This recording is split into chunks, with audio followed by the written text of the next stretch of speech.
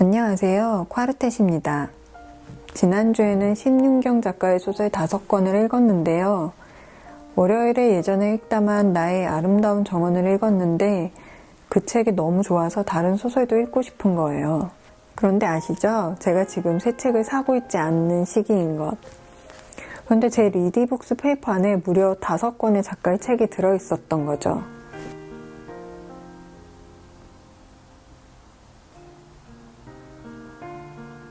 지난 영상에서 말씀드렸듯 노후 대비를 너무 잘해두었나 봐요.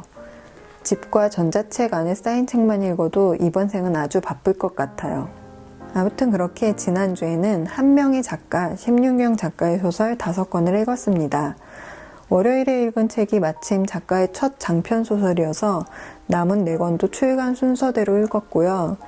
나의 아름다운 정원, 달의 재단, 사랑이 달리다, 사랑이 채우다, 설이 순이었어요. 3월 셋째 주의 추천책은 그 중에 가장 좋았던, 다른 책을 읽고 싶어지게 만들었던 첫 장편, 나의 아름다운 정원입니다. 언제부터인가 리뷰를 쓸 때 소설의 줄거리를 자세히 적지 않게 되었어요. 제일 큰 이유는 논리정연하게 줄거리와 등장인물의 심리 상태를 적어내는 능력이 부족하고, 또 그렇게 적는 데에는 시간이 정말 오래 걸려서이지만 한편으로는 마치 소설 한 권을 다 요약해둔 것 같은 글을 읽으면 영화로 말하자면 스포일러를 당한 것처럼 그렇게 좀 김이 새버린달까요? 아무튼 그런 느낌을 받기도 하거든요. 그런 경험을 한 이후로는 줄거리는 간략하게 읽은 후에 남은 느낌만 적는 정도로 하고 있는데요. 그런데 이렇게 영상을 찍다 보니 내용을 아예 말하지 않는 건 또 너무 짧고 성의 없게 느껴지기도 하더라고요. 그래서 제 나름대로는 조금 더 이야기를 해보면서 과하지 않으려고 노력은 하는데 보시기에는 어떠실지 모르겠어요. 아무튼 다시 책 이야기로 돌아가 보자면 나의 아름다운 정원은 작가의 첫 장편 소설로 2002년작입니다. 제7회 한겨레 문학상을 받은 작품이고요. 등단작인 셈이죠. 서점 사이트의 저자 소개란에는 이 책이 자전적 성장 소설이라고 소개가 되어 있었어요.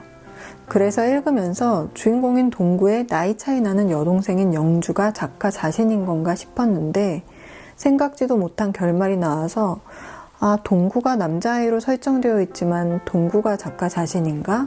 또 그렇게 생각도 했거든요. 그런데 개정판 작가의 말을 읽으니 소설 속 주인공 동구의 가족 중 악랄하게 엄마를 괴롭히는 할머니가 있거든요. 그런데 그 할머니에 대해서 오랜 의혹을 해명하자면 자신의 할머니는 순박하고 점잖은 분이셨다고 적었더라고요. 자전적 소설이라고 하면 자신의 이야기가 다 들어있는 걸로 오해를 하는 경우도 있는데요. 소설을 읽다 보니까 자전적이라는 단어가 의미하는 범위는 때로는 독자가 받아들이는 의미와 차이가 좀 있는 것 같아요. 인물의 이야기보다는 오빠와의 나이 차이라던가 살았던 동네의 묘사, 시대적 배경 등이 이 책의 자전적 성장소설이라는 타이틀을 붙게 한 이유가 된 것 같습니다. 소설은 4대 독자인 동구에게 여동생이 생기던 날 시작됩니다.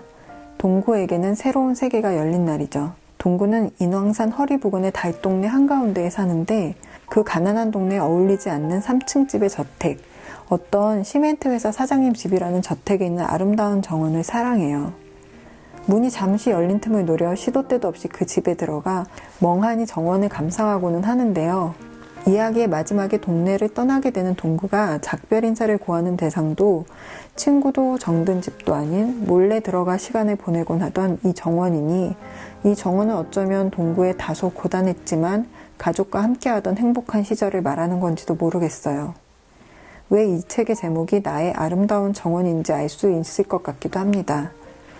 동구는 순하고 묵묵한 아이입니다. 할머니의 이유 없는 욕설 섞인 시비에도 그런 할머니에게 당하느라 너덜너덜해진 마음으로 살아가는 엄마에게도 엄마를 보호해주지 못하는 아버지에게도 분노를 표출하거나 슬픔을 표현하지 않습니다. 동구는 모두를 이해하려고 해요. 할머니의 분노도, 아버지의 폭력도, 어머니의 상처도, 자신도 아직 어린아이일 뿐이면서 모든 것을 감내합니다. 그런 동구에게 너의 이야기를 해보라고 하고 그 이야기를 들어주고 울게 해주고 동시에 웃게 해주는 사람이 바로 동구가 3학년 때 만나는 담임 선생님인 박영은이라는 인물인데요.